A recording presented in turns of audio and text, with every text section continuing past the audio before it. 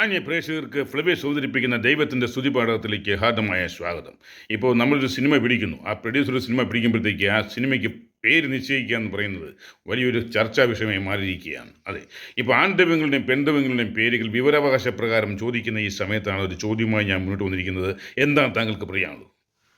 അടിവാരത്ത് വന്നപ്പോഴേ ഞാൻ കേട്ടു ഇവിടെ കാത്തിരിക്കുന്ന കൊടുമൺ പോറ്റിയെപ്പറ്റി. അതെ, നല്ല ദാഹമുണ്ടായിരുന്നു. വെള്ളം കുടിച്ചപ്പോൾ ദാഹം മാറി. നല്ല വിശപ്പുണ്ടായിരുന്നു. ഭക്ഷണം കഴിച്ചപ്പോൾ അതും മാറി. ഇനി തല ചായ്ക്കാൻ ഒരിടം. ഇതൊക്കെ തന്ന ദൈവത്തിന് സ്തുതി. എന്താ പറയുക, ഇതൊക്കെ തന്ന ഞാനല്ലേ, ദൈവമല്ലല്ലോ. എന്താ ഇയാൾ ഉദ്ദേശിച്ചേ? അങ്ങോട്ട് പറയുക, കേൾക്കട്ടെ. കൊടുമൺ പോറ്റി അല്പം ദേഷ്യത്തിലാണെന്ന് തോന്നുന്നു. ഏതായാലും നമുക്ക് സമയം കളയാൻ, നമുക്ക് അടുത്ത ആൾക്ക് ചോദിക്കാം. എന്താണ് താങ്കൾക്ക് പറയാനുള്ളത്?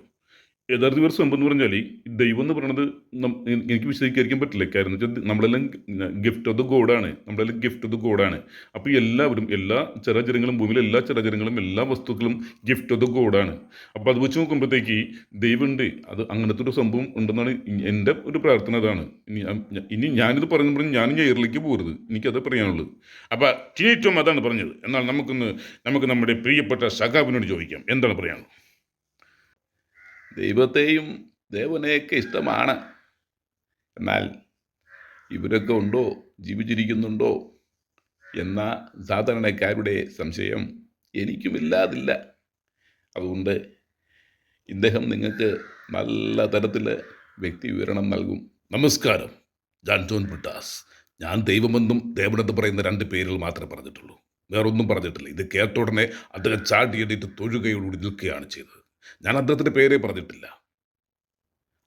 മൂപ്പര് നിഷ്കളങ്കനാണ്, ആയിക്കോട്ടെ, അദ്ദേഹം നിഷ്കളങ്കനാണ്. പക്ഷെ അദ്ദേഹം പറയുന്നത് ആരും ഗൗരവത്തിലെടുക്കരുത്, ആരും സീരിയസ് എടുക്കരുത്. അതാണ് എനിക്ക് പറയാനുള്ളത്.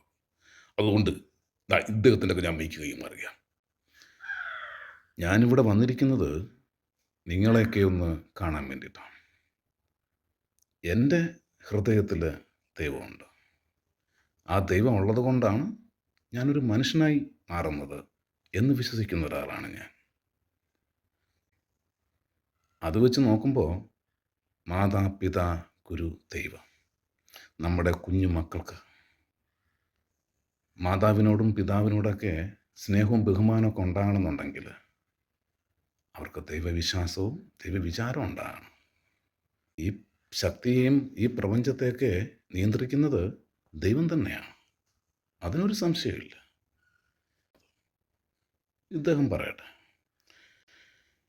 എന്താണ് ദൈവവിശ്വാസം എന്നാണ് നിങ്ങൾ പറയുന്നത്? അതിൽ തുടർന്നുണ്ടാവുന്ന ചർച്ചയാണ് ഇവിടെ ഇപ്പോൾ നടന്നുകൊണ്ടിരിക്കുന്നത്. എന്താണ് ദൈവത്തിൻ്റെ വിശ്വാസം, എന്താണ് എന്നല്ല നിങ്ങൾ സംസാരിക്കുന്നത്. ഞാൻ പറഞ്ഞ് മനസ്സിലാക്കി തരാം. അതായത് ഇപ്പോൾ നിങ്ങൾ എല്ലാവരും കൂടി രാവിലെയും വൈകിട്ടും ഉച്ചയ്ക്ക് ആയിട്ട് ഗോവിന്ദ ഗോവിന്ദ ഗോവിന്ദ നിങ്ങൾ വിളിക്കുന്നില്ലേ? നിങ്ങൾ പേര് വിളിക്കുന്നുണ്ട്, എനിക്കറിയാം നിങ്ങൾ വിളിക്കുന്നുണ്ടെന്ന്. നിങ്ങൾ വിളിക്കണം. അങ്ങനെ വിളിക്കുമ്പോഴത്തേക്കാണ് എനിക്കതൊരു പ്രശ്നമില്ല. അങ്ങനെ വിളിക്കുന്നില്ലേ? എന്താ പ്രശ്നമുള്ളത്? ഞാൻ വളരെ സന്തോഷവാനല്ലേ? അപ്പം നിങ്ങളെല്ലാവരും അപ്പോൾ നമ്മളെന്താ മനസ്സിലാക്കണം, ഇവിടുത്തെ ഈ രാജ്യത്തിലെ എല്ലാ ആൾക്കാർക്കും, എല്ലാ മനുഷ്യർക്കും ദൈവത്തിൻ്റെ പേരുകൾ ഇടുന്നുണ്ട്. എത്ര പേർക്കാണ് ദൈവത്തിൻ്റെ പേരുള്ളത്? എല്ലാവർക്കും ദൈവത്തിൻ്റെ പേരുണ്ട്, അത് യാതൊരു സംശയമില്ല. അപ്പോൾ എനിക്ക് പറയാമെന്ന് പറഞ്ഞാൽ, നമ്മുടെ ഹൃദയപൂർവ്വവും നമ്മുടെ നെഞ്ചിലിരുത്തിക്കൊണ്ട് നമ്മൾ ഇവിടുത്തെ സാധാരണക്കാരായിട്ടുള്ള മനുഷ്യരുടെ പ്രശ്നങ്ങൾ പരിഹരിച്ചു കൊടുക്കുക എന്നുള്ളതാണ്. അങ്ങനെ പരിഹരിച്ചു കൊടുക്കുന്ന ഫലമായിട്ട് നമുക്ക് ഒരു ദൈവത്തെ പോലെ തന്നെ നല്ല പ്രവൃത്തികൾ ചെയ്യാൻ കഴിയും. അപ്പോൾ എന്ത് മനസ്സിലാക്കാം? മനുഷ്യൻ തന്നെയാണ് ദൈവം. നമ്മുടെ പ്രവൃത്തിയിലാണ് ദൈവം ഇരിക്കുന്നത്. നമ്മൾ നല്ല മനസ്സോടുകൂടി ഇവിടുത്തെ സാധാരണക്കാരായിട്ടുള്ള പട്ടിണി പാവങ്ങളായിട്ടുള്ള കൃഷിത്തൊഴിലാളികൾ, കർഷക തൊഴിലാളികൾ, കശുവണ്ടി തൊഴിലാളികൾ, ബീഡി തൊഴിലാളികൾ, നെയ്ത്ത് തൊഴിലാളികൾ, ചെത്തു തൊഴിലാളികൾ, ഓട്ടോറിക്ഷ തൊഴിലാളികൾ, അങ്ങനെ ചെറുതും വളർന്ന തൊഴിലാളി സംഘടനകൾ, അത് കഴിഞ്ഞിട്ടും അതിന് അപ്പുറത്തും ഇപ്പുറത്ത് നിൽക്കുന്ന മറ്റു സാധാരണ മനുഷ്യർ, ഇവർക്കൊക്കെ വേണ്ടി അവരുടെ ദൈനംദിന പ്രശ്നങ്ങൾ ഏറ്റെടുത്തുകൊണ്ട് അത് പരിഹരിച്ചു കൊടുക്കാനുള്ള ഒരു മനസ്സ് ഈ മനുഷ്യൻ്റെ നെഞ്ചിൽ തന്നെ ഉണ്ടെങ്കിൽ അത് ദൈവപ്രവൃത്തി തന്നെയാണ്. അതിന് യാതൊരു സംശയമില്ല. അതുപോലെ സംശയം ഉണ്ടാ? എത്ര പേർക്ക് മനസ്സിലായി? എത്ര പേർക്ക് മനസ്സിലായി? കൈയടിക്കില്ല, തലയിൽ കയറില്ല, അതാണ് കൈയടിക്കത്തത്. അതുകൊണ്ട് ഞാൻ അധികം വലിച്ചു കിട്ടുന്നില്ല. ഞാൻ മൈക്ക് വിശിഷ്ട വ്യക്തിക്ക് കൈമാറുകയാണ്. സഹോദരി സഹോദരന്മാരെ, നമ്മുടെ നാട് വികസനത്തിൻ്റെ പാതയിലാണ്, നിങ്ങൾക്കറിയാമല്ലോ.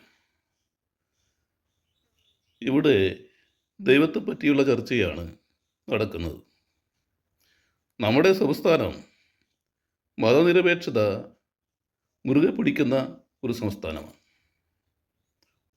അവരവരുടെ വിശ്വാസ പ്രമാണമനുസരിച്ച് നമ്മൾ ദൈവത്തെ വിശ്വസിക്കുകയാണ് ചെയ്യുന്നത്.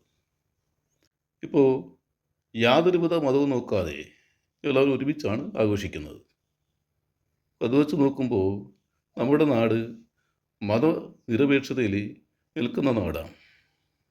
അതുകൊണ്ടാണ് നമ്മുടെ നാടിനെ ദൈവത്തിൻ്റെ നാട് എന്ന് പറയുന്നത്. അത് വെറും നാടല്ല കേട്ടോ, ദൈവത്തിൻ്റെ സ്വന്തം നാട്. നന്ദി, നമസ്കാരം.